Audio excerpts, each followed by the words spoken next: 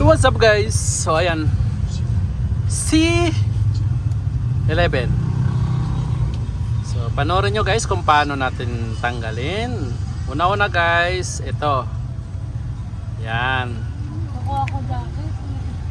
So itabi natin. Tapos guys, ito, kung mayroon kayo nito. Yan. Paano tanggalin? So dahan-dahan ipasok, tapos i-roll. Yan. Yan guys. Yan. Yan. Ganyan lang guys ha. Yan. So buksan. O, diba? Tapos ilagay dito. Tapos linisan to dito. Para ilagay dyan. Tapos star, screw. Buksan dito. Yan.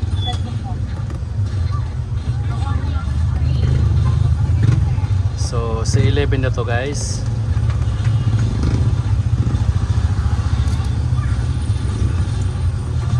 So kabubukas lang to guys kasi naka barcode pa, nakaselyo pa. Ganyan, tapos pindutin to, suksukin para mabuksan. Yan. Tapos tanggalin ang battery. Dito hawak, ganyan. Tapos ganyan. Dahan-dahan para yan. Tapos ganyan. So nakita nyo kung paano tinanggal guys ha. Tapos ito, ganyanin lang guys ha. Tapos yan guys, dito na tayo. Yan. Yan. Tapos itulak mo lang guys. O, di ba? Bilis. O, ganyan lang guys. So C11 to guys. C11. So hanap tayo muna ha. C11. Hanap muna ako guys ha. Wait lang ha. C11. Kasi busy yung mga tao ko guys eh. Walang tutulong guys. C11. Saan yung C11 natin dito? C11. Ito tayo C11 guys ha. Kasi walang tutulong. C11. C11. C11. Parang wala yata ako C11 ha. Ubusan ako C11. Realme 7.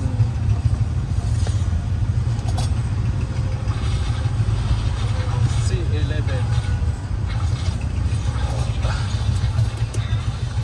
Ayan na guys.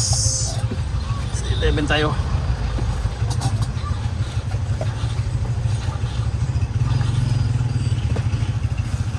Yan.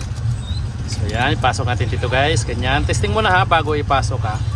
Para ma-clear natin na compatible talaga siya, tama siya. At sure natin kung okay na siya. Yan. So ipasok dito guys ha. Tapos yan.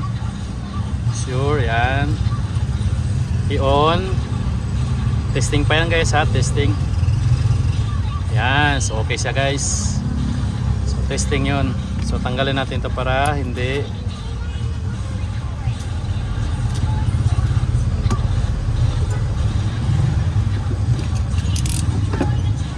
So hintayin natin ma-on ha. Tsaka natin i-testing. Tsaka natin i-final i-dikit. Okay. So ito yung pandikit natin guys. Ang gamit natin GSE T7000. Yan. Okay.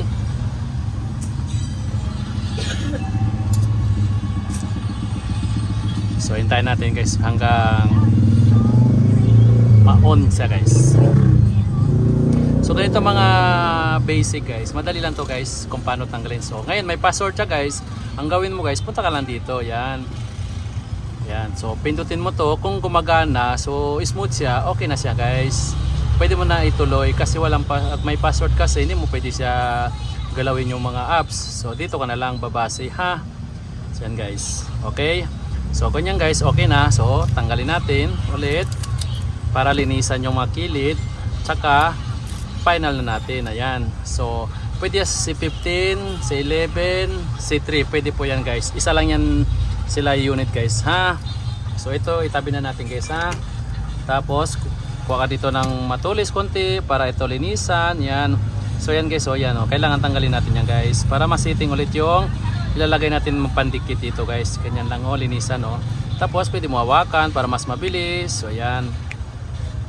So nakita yan guys, yan, tinatanggal ko. So yan tinatanggal ko guys, yan yung luma niya na dumikit dyan. Yan, so nakikita nyo ha. Ganyan lang guys ha, basic lang. Pwede kayo mag-order kayo through online kung malayo kayo sa shop. Kung tinatamat kayo, kung marunong naman kayo, kung may gamit kayo, so pwede nyo gawin anong gusto nyo para makamura kayo ha. Okay, so yung kursonadas talaga mag-ayos ng cellphone, lahat naman tayo pwede naman matuto, basta lang tiyagaan lang guys at ingatan kung paano buksan kasi may mga flex po yan guys, baka maputol nyo. So isa yan iniiwas ng mga technician or kayo kung gusto nyo magayos kayo lang para hindi kayo makagastos ng malaki. So yan, kailangan linisan nyo to guys. So nakikita nyo natatanggal talaga yung kuha nya guys, dikit nya, yan yung original nya dikit pa. So kailangan linisan natin ha para maganda yung pagkadikit. So yan guys, yan, o, diba? May natatanggal, yan, o. So yan natatanggal, yan yung dumidikit dito guys. So yan, kailangan natin palitan na bago kasi replacement LCD naman tayo guys. Yan, o, diba? O yan. So ilalagay mo to guys, useless pa rin. Hindi to didikit yung ilalagay mo ng ganyan kasi ano yun, luluma yan guys. Okay, so ganyan, dandahan lang guys ha, para hindi tayo makwan. Yan, so okay, yan. So kapag okay na guys, wala nang makwan, i-brush mo, gamitin mo ng brush. Yan, yan, brush na natin guys ha. Yan, so tapos lagay na natin itong 7,000. So paubos na to guys. Tapos yan,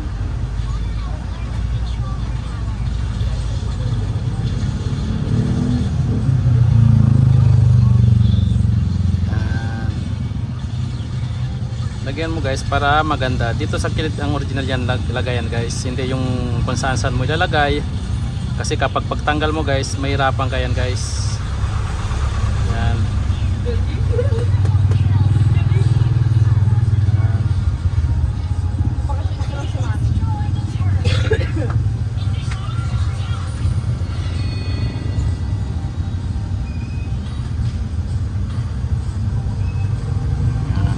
ganyan, ikutin mo.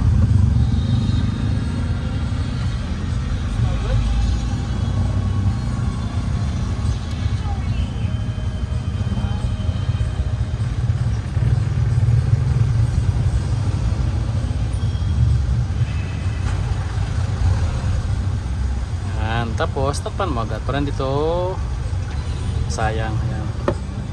So ngayon yung LCD okay na guys, so i-final mo na to ilagay ha. Yan. So kailangan linisan pa natin to guys kasi mayroon pa natira dito sa may dito, oh. Kung napansin ha.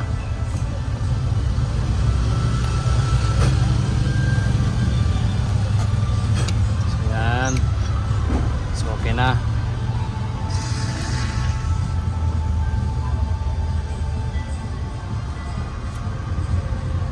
Okay, sitting siya guys. Yan. So ibalik natin ito ulit guys ha. Dito na, final na natin to guys.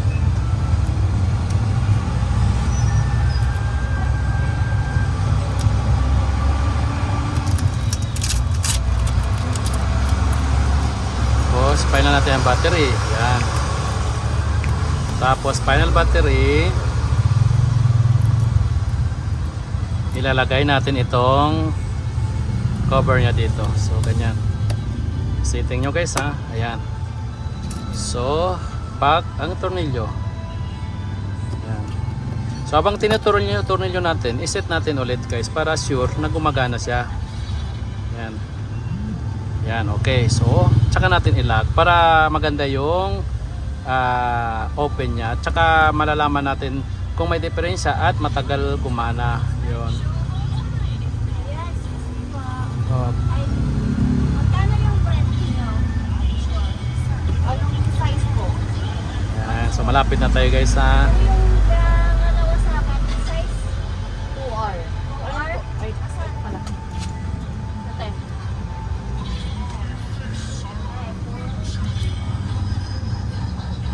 balik mo ulit lahat ang mga tornilyo nito guys. Ayan. Para maganda.